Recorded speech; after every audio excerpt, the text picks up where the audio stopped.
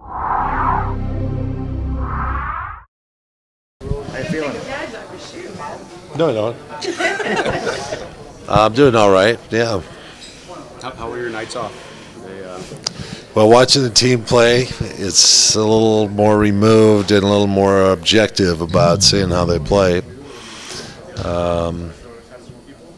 Yeah, that they were lucky to win the game on Friday night. Thursday they kind of had their way with it, but we're not happy the way we came out of it with Theo and Luke getting injured and Lamar getting banged up. So, but we're glad it's over. Will those three be ready to go on Tuesday? I think Theo and Lamar definitely be ready. Theo didn't practice today, but he feels like he'll be ready for Tuesday's game. We hope to practice tomorrow. Any more word on Luke or what the status is with that? Yeah, we'll just have to have an evaluation and kind of set it back a little bit, then bring him through a process and see how it goes. You get the beginning part of the season, you determine what range of the chairman for with Kobe? No. He'll have a pretty good idea. I anticipate the way he's playing. Battier chasing him. It'll be hard work. He'll be in the 30s, but I don't think any more than that. The game, you watched the two games. Did you see what Brian saw with Powell? Kind of being not quite just himself. Well, defensively, I think he's just measuring himself. This is his 8th training camp, I believe, and maybe 9th even. So he's not pushing himself, and probably rightly so, because we haven't got a whole lot of backup at this point, and he's got to be there for the regular season. When the regular season comes, though, he's going to get tested night in and night out, and especially with this first team with Yao coming back, he's quite a load. So you're not concerned right now? Not until I see him play in a regular season game, then I'll be concerned. Is this team ready for the regular season? I think so. Yeah, I think they're ready. There's a lot of hard work ahead, and I think they know that. I think they've kind of measured it. They're anticipating that. But that daily or nightly pressure that every team's going to bring is something that really has to draw a lot of energy from them. So we'll see how it starts. So how do you balance the measuring things over for the long haul against needing to take advantage of kind of the weighted schedule with all the home games in the beginning?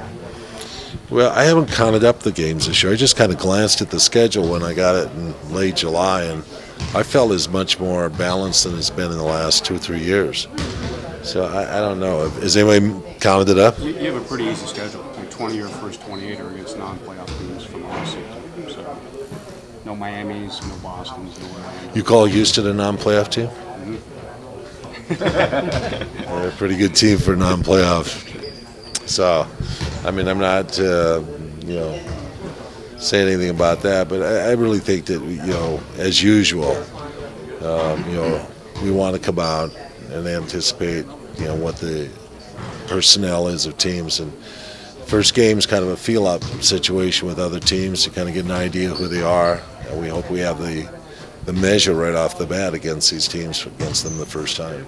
Where's Andrew about Houston today, or is it more save that for tomorrow in terms of game scouting report and whatnot? No, we went over some Houston things. We got them associated with Houston today. Tomorrow we'll get a little more intense with it. Is Andrew anywhere close to practicing or jogging around the block, or where is he right now? He was on the treadmill. Yeah. The Ultra G or the regular? He was on the treadmill, regular treadmill today. He went through some activity that was accelerated. I think he wants to ramp it up a little bit faster than we want him to. We want him to be, able to go in and sustain that effort when he does get back. So he needs to have a real base. He needs a foundation to come back and play with. So we hope that's going to happen. And we want him back tomorrow, but if he's back in 2 or 3, 4 weeks, we understand what it's going to take. Will he have to do a lot of basketball activity before he can practice? I don't think so. He's going through shooting now, but he's on the floor a lot of the time, not jumping, not dunking, that kind of stuff. I think the basketball part was going to be easy. I think the conditioning and strengthening and those things, I think will take time. But I think he's in 2 or 3 practices. I think he'll be back up to speed where he can go play. Reactive time, I think that's an issue to get the reactions and the speed of the game. So maybe line up Thanksgiving, before Thanksgiving. Oh, I don't know. I've kind of thought about Thanksgiving as a day. Uh-huh. Prior to that, I think there's a November 15th game, something like that I kind of circled at one point. But then, he had that little setback and had to go back to New York again and have another. So I thought maybe Thanksgiving would be a date that's reasonable. Earlier in the preseason, you weren't even looking at rotation when you're going into the games, but now as the regular season's on Tuesday, guys like Devin Eubanks, Matt Barnes, do you have an idea for some of these new guys where you plan to implement them? Well, we're looking at matchups and how we can use matchups against teams. I've looked at the Phoenix tape and Houston tape, so I've got the first 2 opponents, kind of looking at where we can use some matchups to our advantage, hopefully. Have you and spell some time, just for some of our regulars. Have you going to have a problem with Devin making you kind of find a couple of minutes for him here and there? No, I think we're going to almost have to. I mean, there's almost going to be a situation where he's going to have to play power forward at times and guard at times and things like that, and just more just covering our bases more than because he's playing well enough to see some minutes. You had mentioned last week that Shannon and Sasha were competing for that shooting guard spot behind Kobe. Have you reached a conclusion on that, or is that something that's still ongoing? I wanted them to play a little bit with Steve, so that they get a feel of the combination. So they alternated nights a little bit, played, and Brian and Frank, kind of got that. I thought Sasha played in the 4th quarter pretty well with Steve, and Shannon's not quite as quick a shooter, and so the Steve's effectiveness to get a guy open is quite as necessary for Shannon. But I want the 2 of them to be able to feel comfortable playing in combination with him. How comfortable are you with where Steve and Matt in particular are now in terms of getting into the flow? Well, Matt still has a ways to go. This is foreign to him. This system is a little bit foreign to him as far as systems go. But, and he's got some habits that, all players develop.